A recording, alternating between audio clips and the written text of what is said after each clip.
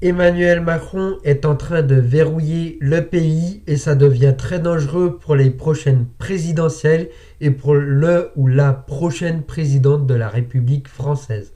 Alors, on va analyser un cas assez particulier et après je vous montrerai d'autres cas qui se sont déjà produits.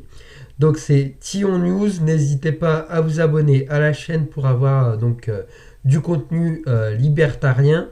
Donc on analyse les situations politiques et économiques avec un ton libertarien bien sûr. Et ces vidéos n'ont aucun but de calomnier une personne en particulier, mais ont un but de divertissement et d'éducation.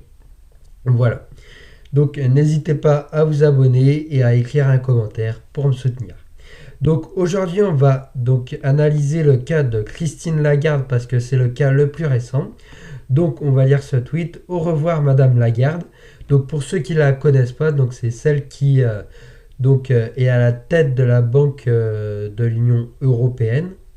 Donc, selon le Financial Times, le départ de Christine Lagarde à la tête de la BCE serait anticipé, car son départ, enfin la fin de son mandat, pardon, est censée être après les élections présidentielles, de 2027.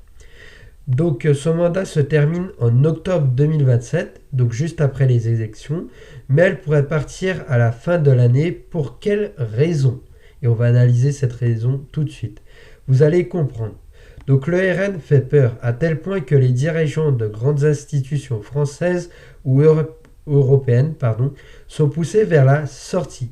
Donc évidemment, si le RN passe ou si la droite, l'extrême droite passe en France, il va y avoir beaucoup de changements au niveau des institutions. Donc à tel point que les dirigeants en ont peur et vont être poussés vers la sortie. C'était déjà le cas pour le gouverneur de la Banque de France, donc Villeroy de Gallo, pardon. Voilà. Et serait aussi le cas de Christine Lagarde selon le Financial Times. L'idée est de remplacer avant les élections législatives et présidentielles pour ne pas laisser la main au prochain gouvernement, comprenez au RN en cas de victoire.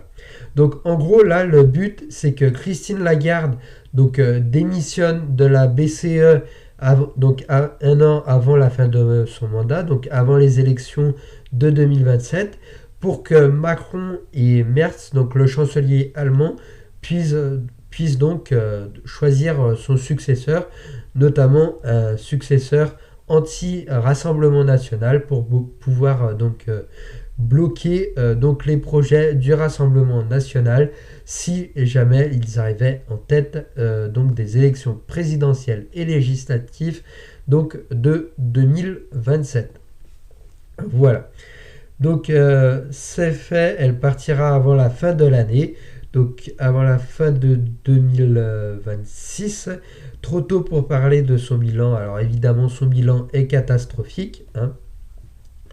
Ceux qui lisent régulièrement, ça c'est autre chose. Voilà, donc elle voulait également instaurer l'euro numérique. Donc l'euro numérique arrive également en 2027-2028. Moi j'ai déjà organisé ma petite stratégie pour contrer l'euro numérique. J'en ferai peut-être une vidéo sur ça. Voilà. Et donc je voulais vous faire la liste des cas similaires. Donc j'ai demandé à Grok. Voilà, donc Grok l'IA de X. Voilà, donc on va remonter ici. Donc alors, Banque de France. Donc il y a eu un cas similaire à la Banque de France. Donc François Villeroy de Gallo, donc départ anticipé. Et bien sûr son successeur nommé par Emmanuel Macron. Donc si vous avez la Banque de France contre vous, c'est compliqué si vous êtes président de la République. Voilà. Emmanuel Moulin, secrétaire général de l'Élysée, donc ça après c'est autre chose. Alors ensuite on a le cas de Amélie de Montchalin, je crois que c'est tout récent. Donc elle va diriger la Cour des comptes. Amélie de Montchalin, actuelle ministre des Comptes publics, donc nommée le 11 février 2026, donc je vous disais c'est très récent, en poste depuis le 23 février, très longue inamovible, potentiel, ça c'est autre chose, pardon. Elle contrôle les comptes qu'elle a elle-même fait en tant que ministre, conflit d'intérêts énorme.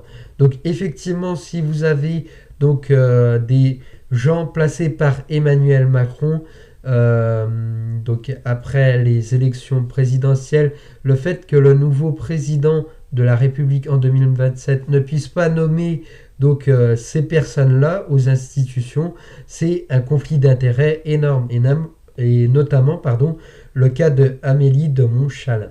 Voilà. Ensuite, on a le cas Richard Ferrand.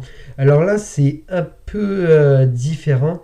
Il pourra bloquer, donc certes, il peut poser problème au Rassemblement national, pardon.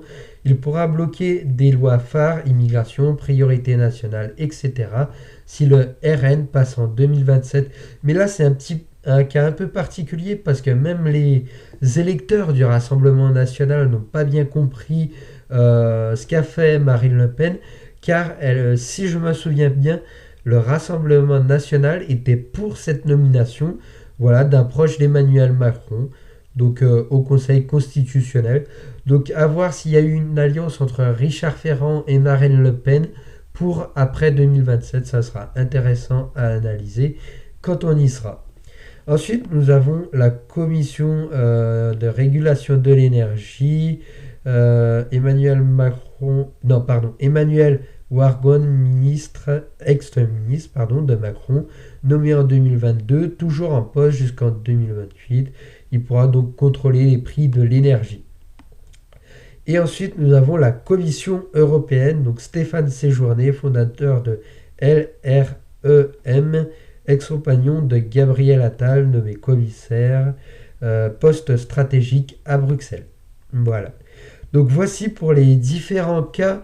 Donc on peut voir que Macron est en train de verrouiller le pays, car si jamais le Rassemblement national passe en 2027, donc que ce soit aux élections d'abord municipales qui arrivent très bientôt, donc en mars prochain si je dis pas de bêtises, donc que ce soit aux élections municipales, aux élections présidentielles et législatives, si le Rassemblement national passe, Emmanuel Macron aura donc verrouillé le pays en nommant des proches à des postes clés dans les institutions, que ce soit des institutions françaises ou donc européennes.